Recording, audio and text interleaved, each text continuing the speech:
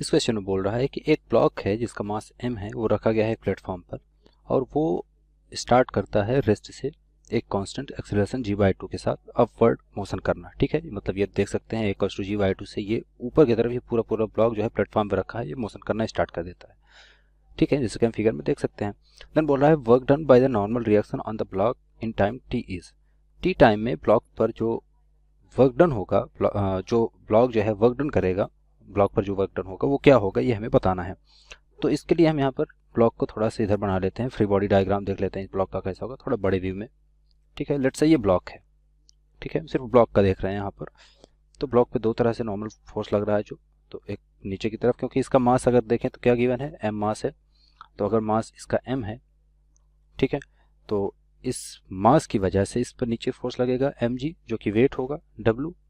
ठीक है, या इसको w ना लिख के mg ही लिखते हैं। ठीक है, ऊपर की तरफ क्योंकि जी क्या है, ग्रेविटेशन पुल है नीचे की तरफ, ऊपर की तरफ क्या आ जाएगा, ऊपर की तरफ नॉर्मल रिएक्शन फोर्स जो इसको बैलेंस कर रहा है। तो हमें यही बताना है कि नॉर्मल रिएक्शन जो है, ये क्या बोल रहा है, work done by normal reaction, normal reaction के द्वारा कितना फोर्स किया जा रहा है इस ब्लॉक पर, ये हमें बताना है।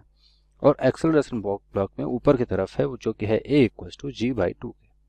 सो यहाँ से इक्वेशन ऑफ मोशन अगर देखें फ्रॉम FBD मतलब फ्री बॉडी डायग्राम, यहाँ से देखें तो हम लिख सकते हैं कि ऊपर की तरफ है रिजल्टेंट मोशन, ऊपर की तरफ है तो n - mg, mg के मैग्नीट्यूड कम होना चाहिए तो n - mg, और ये इक्वल होगा हमारा f के, या इसको f = ma होता है तो डायरेक्ट हम m × a लिख देते हैं। तो a की वैल्यू यहाँ पर पुट कर देंगे, क्या होती है g/2, तो इसको डायरेक्ट हम mg/2 लिख सकते हैं। ठीक है, तो यहाँ से n की वैल्यू हम कैलकुलेट कर लेंगे। नॉर्मल फोर्स आ गया हमारे पास n = 3mg/2 के। ठीक है, mg इधर है, उधर जाएगा तो प्लस हो जाएगा और ये ऐड होके 3mg/2। तो ये इक्वेशन 1 मान लेते हैं हमको। हमें निकालना है work done by the normal reaction on the block. तो वर्क डन अगर निकालें तो W = क्या होता है, चूंकि W = या वर्क डन ऐसा लिख सकते हैं, चूंकि वर्क डन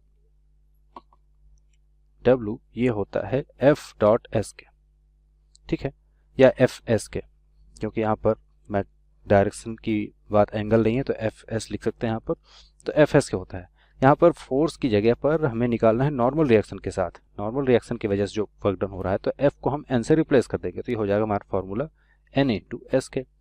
ये इक्वेशन लेट से सेकंड। अब सेकंड इक्वेशन में अगर देखें तो हमें नॉर्मल फोर्स तो पता चल गया, ठीक है, लेकिन S की वैल्यू हमें नहीं मिली है, तो इसके लिए हम इक्वेशन ऑफ मोशन यूज करेंगे। क्या होता है, now from S = ut plus half at², ये फार्मूला हम यूज करेंगे। यहाँ पर देखें अगर तो क्वेश्चन में बोल रहा है कि m जो है स्टार्ट में क्या था, रेस्ट पे था, स्टार्टिंग में वो रेस्ट पे था, मतलब u = 0 है। u = 0 मतलब इनिशियल स्पीड 0 है, तो ये पार्ट क्या हो जाएगा, 0 हो जाएगा। ठीक है, तो आगे हमारे पास बचा इक्वेशन, जो बचा क्या है, S = हाफ इंटू a की वैल्यू है g/2 और इंटू t², क्योंकि टाइम की वैल्यू हमें गिवन नहीं है, बोल रहा है टी टाइम में, तो टी को हम टी ही रखें, ऐसे एज इट इज उसको पुट करेंगे। सो फाइनली हमें मिलता है यहाँ से S = gt²/4 के। यह इक्वेशन हो गया हमारे पास थर्ड। अब इक्वेशन थर्ड और फर्स्ट से सेकंड में वैल्यू पुट कर देते हैं।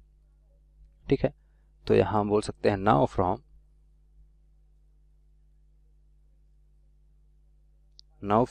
फर्स्ट एंड थर्ड, फर्स्ट और थर्ड से इक्वेशन वैल्यू पुट करेंगे तो F × NS जो है ये इक्वल हो जाएगा, n की वैल्यू हमारे पास आई थी 3mg/2 मल्टीप्लाई आया गया हमारे पास gt²/4 के। सो हम देख सकते हैं हमें हमारा आंसर मिल चुका है, जो कि आ गया यहाँ से, ये हो जाएगा 3mg/8 के। सो अगर देखें हम ऑप्शन में, तो ऑप्शन हमारा जो फोर्थ ऑप्शन है 3mg²t²/8 जो है, ये इसका राइट ऑप्शन होगा। ठीक है, देखो इस क्वेश्चन में मुझे क्या गिवन है, that when a rubber band is stretched by a distance x, it exerts a restoring force of magnitude F is equals to ax plus bx square, where a and b are constants. The work done in stretching the unstretched rubber band by L is. तो देखो question मुझे क्या बोल रहा है कि मेरे पास एक रबर बैंड है, ठीक है, तो कुछ इस तरीके से मेरे पास एक रबर बैंड रहा होगा, ठीक है। जब उसको हम किसी डिस्टेंस x से स्ट्रेच करते हैं, यानी कुछ भी फोर्स लगा के हम उसको अगर x डिस्टेंस से स्ट्रेच करते हैं, तो उसमें जो रीस्टोरिंग फोर्स लगती है F, वो किस तरीके से लगती है, a x plus b x square. वो x पे इस तरीके से डिपेंडेंट होती है जहाँ पे a और b जो है कांस्टेंट है। ठीक है। तो क्वेश्चन मुझे पूछ रहा है कि अगर इस रबर बैंड को मैं L से स्ट्रेच करूँ, इनिशियली वो अनस्ट्रेच्ड है यानी नेचुरल लेंथ पे है, उसको अगर मैं L लेंथ से स्ट्रेच कर दूँ तो मुझे कितना वर्क डन करना पड़ेगा, ये मुझे बताना है। ठीक है, मुझे इसको स्ट्रेच करना है L लेंथ से, तो मुझे बताना है वर्क डन कितना होगा। ठीक है, तो देखो कैसे करेंगे इस क्वेश्चन को। वर्क डन का बेसिक फॉर्मूला क्या होता है मेरे पास, वर्क डन का बेसिक होता है कि फोर्स और डिस्प्लेसमेंट का डॉट प्रोडक्ट। ठीक है, फोर्स और डिस्प्लेसमेंट का डॉट प्रोडक्ट। यहाँ पे क्या होता है कि फोर्स जो है कांस्टेंट है और एक पर्टिकुलर डिस्प्लेसमेंट हुआ है तो उसको डिस्प्लेसमेंट से मल्टीप्लाई कर दूंगा और इनके बीच में जो एंगल है उसका कॉस थीटा, यानी इनका डॉट प्रोडक्ट कर दिया मैंने फोर्स और डिस्प्लेसमेंट का। ठीक है, लेकिन यहाँ पे क्या केस है, यहाँ पे केस है कि फोर्स जो है वेरिएबल है, वो वेरी कर रही है जितना जितना ज़्यादा डिस्प्लेसमेंट होता जा रहा है। तो मैं क्या करूँगा, मैं छोटा छोटा इसको स्ट्रेच करता जाऊंगा, यानी dx अमाउंट से इसको स्ट्रेच करूंगा। ठीक है, तो dx अमाउंट के लिए जो फोर्स लग रही होगी वो कांस्टेंट ही रहेगी, क्योंकि x इतना वेरी नहीं कर रहे हैं, बहुत छोटा सा x है, dx है। ठीक है, तो उसके लिए वर्क डन कितना हुआ, प्लस फिर थोड़ा और आगे dx से स्ट्रेच कर दूंगा, तो इन सबको छोटे छोटे वर्क डन को मैं ऐड कर दूंगा तो मेरे पास कंप्लीट वर्क डन आ जाएगा। यानी कि कहने का मतलब ये हुआ कि वर्क डन मैं कैसे निकाल सकता हूँ कि फोर्स को मैं छोटे छोटे डिस्प्लेसमेंट्स करवाऊंगा। ठीक है, छोटे छोटे डिस्प्लेसमेंट्स करवाऊंगा और उन सारे डिस्प्लेसमेंट्स को मैं ऐड कर दूंगा, यानी कि इसको मैं इंटीग्रेट कर दूंगा और x को मैं कहाँ से कहाँ तक लेके जाऊंगा, 0 से लेके l तक।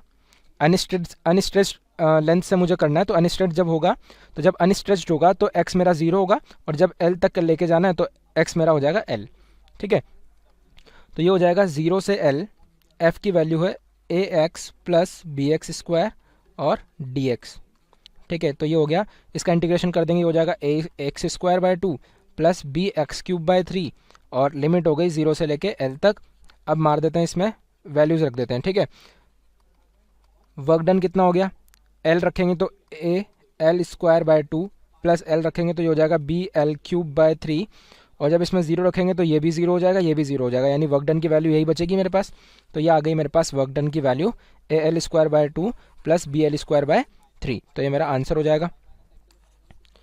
ऑप्शंस चेक करें तो ऑप्शन नंबर 1 मुझे मेरे आंसर से मैच होता हुआ दिख रहा है, तो ऑप्शन नंबर 1 मेरा करेक्ट आंसर हो जाएगा। तो आई होप आप लोगों को क्लियरली समझ आया होगा। Thank you. The given question is the work done on a particle of mass m via force is given as this thing. Okay, this is the force acting on a particle, that is k times x over x square plus y square whole to the power 3 by 2 I cap plus y over x square plus y square whole to the power 3 by 2. Okay, this 3 by 2 is outside j cap, where k is a constant and having appropriate dimensions. When the particle is taken from the point a0 to the point 0 comma a along the circular path of radius a about the origin in the xy plane is. So these are the given options we have. Now we have to, okay, let me draw the figure first. Okay, see, these are the coordinate and we are moving a particle from a comma 0 to 0 comma a in a circular path, okay, like this. So we have the force is given as k times x over x square plus y square whole to the power 3 by 2 plus y over, this is I cap, y over x square plus y square whole to the power 3 by 2 j cap, right? Now if I write the equation of this circular path, okay, this is x-axis, this is y-axis. So if I write the equation of this circular path, I will get x square plus y square equals to a square, where a is the radius of the circle. Okay, and this is x minus 0 plus y minus 0 whole square. 0 comma 0 is the center of the circle. So I can write x square plus y square as a square. Okay, so replacing in this equation, we will get f equals to k times x over a square whole to the power 3 by 2 I cap plus y over a square whole to the power 3 by 2 j cap. So this will be, here it will come a cube, okay, in denominator both sides, so a cube we can take common, This is Q over A cube, and it will come X I cap plus Y J cap. Okay, now see, this is the value of force in the XY plane, okay, that is being directed on a particle. Let's say this is the particle and the force is directed as like this, okay. This is the force acting on the particle, and at this instant the displacement of the particle is in this direction, right? This is the displacement of the particle. The displacement will be tangential to the circular path, and this force is given as by this formula. Now we have to find the work done by this force on this particle. Now from the figure we can see that the force and displacement are at an angle of 90 degree with each other, okay. So we can write the work done will be equals to F dot S vector, right? So this will be mod of F into mod of S into cos theta, and theta is given out to be 90 degrees. So work done will be F mod S mod into cos of 90, and cos of 90 is 0. So the work done by the force on the particle will be 0 joules in this case, okay. So from the given options we have option D will be the correct answer. Thank you.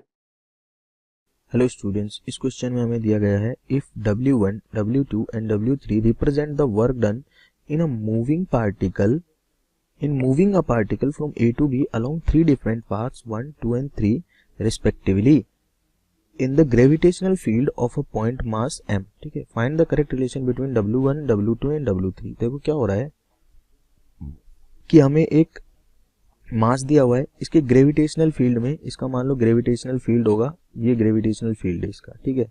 अब सबसे पहली बात तो जो gravitational field क्या है, वो क्या है, कंजर्वेटिव फील्ड है, कंजर्वेटिव फील्ड है, ठीक है। ग्रेविटेशनल फील्ड है कंजर्वेटिव फील्ड।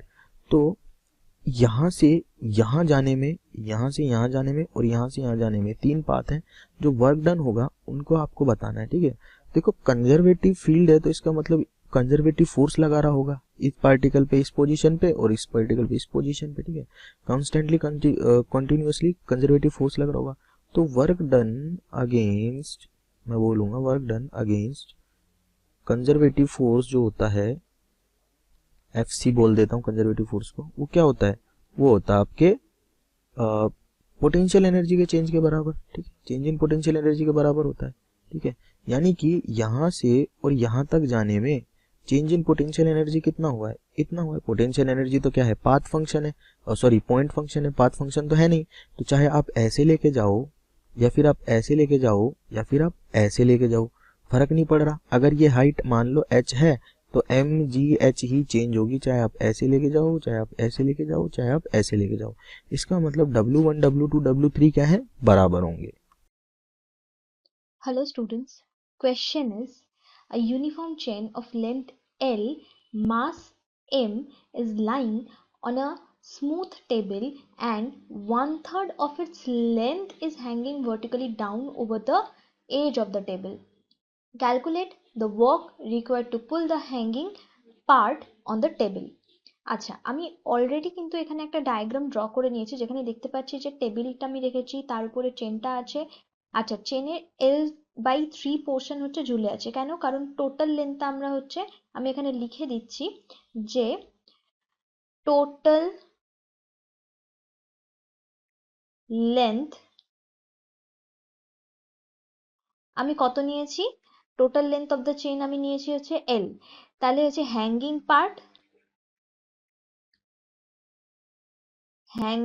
পার্ট সেটা কত আছে, L/3, কারেক্ট। আচ্ছা, এবারে হচ্ছে আমাকে এই যে L/3 পোর্শনটাকে উপরে তুলতে কতটা হচ্ছে ওয়ার্ক ডান করতে হবে, সেইটাই আমাকে হচ্ছে এখানে ক্যালকুলেট করতে বলেছে। তাহলে ওয়ার্ক ডানের ফর্মুলা কি, আমি এখানে ওয়ার্ক ডানের ফর্মুলাটা আগে লিখে নিই, যে work done is equals to হচ্ছে ফোর্স ইনটু ডিসপ্লেসমেন্ট, রাইট। তাহলে আমাদের ফার্স্টে ফোর্স আর তারপরে ডিসপ্লেসমেন্ট ক্যালকুলেট করব, করে মাল্টিপ্লাই করে দিলে ওয়ার্ক ডান চলে আসবে। তাহলে দেখা যাক, আগে ফোর্সটা আমরা ক্যালকুলেট করে নেব। ফোর্স মানে হচ্ছে কি, ফোর্স মানে হচ্ছে এই যে L/3 পোর্শনটা ঝুলে আছে এর উপরে কতটা ওয়েট বা এর যে কতটা ওয়েট, সেইটাই হচ্ছে আমাদের হচ্ছে ফোর্স দেবে, রাইট? তাহলে হচ্ছে আমি যদি এখানে লিখি যে ফোর্স, ফোর্স মানে হচ্ছে এম ইন্টু জি, কারেক্ট? আচ্ছা, তো এখানে মাসটা, যে পার্টটা হচ্ছে হ্যাঙ্গিং পার্টটা, সেই হ্যাঙ্গিং পার্টটার মাসটা কত?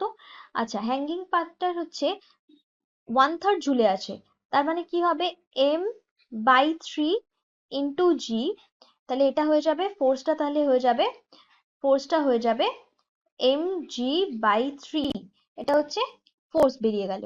এবারে হচ্ছে এই যে ফোর্স মানে এই যে ওয়েটটা, সেই ওয়েটটা হচ্ছে কোথায় কাজ করছে? এই হ্যাঙ্গিং পার্টের কোথায় কাজ করছে? না, এই ওয়েটটা হ্যাঙ্গিং পার্টের হচ্ছে সেন্টার অফ গ্র্যাভিটিতে কাজ করছে, রাইট? তাহলে আমি এখানে লিখে দিচ্ছি যে wait is acting on the center of gravity of chain, তাহলে চেনের সেন্টার অফ গ্র্যাভিটির উপরে হচ্ছে ওয়েটটা অ্যাক্ট করছে। তাহলে আমি এখানে যদি বের করি যে কতটা ডিস্টেন্স হবে, তাহলে কি হবে? আচ্ছা, তাহলে ডিস্টেন্স ইজ ইকুয়ালস টু, আমি দেখতে পাচ্ছি যে টোটাল যে হ্যাঙ্গিং পার্টটা l/3 R centre of gravity হচ্ছে একদম সেন্টারে হবে, এদের মাঝখানে হবে, তাহলে ডিস্টেন্সটা যদি আমি করি তাহলে হচ্ছে হাফ ইন্টু l/3, তাহলে এটা হয়ে যাবে l/6, কারেক্ট?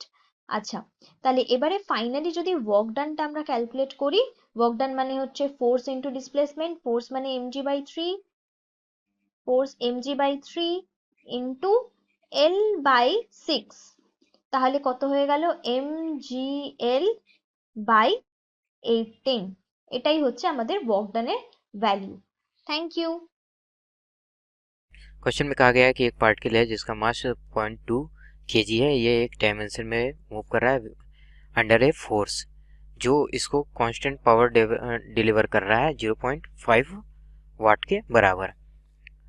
तो पूछा जा रहा है कि अगर मान लें कि इनिशियल स्पीड इसकी 0 थी तो इसकी final speed metre per second में क्या होगी आफ्टर 5 सेकेंड।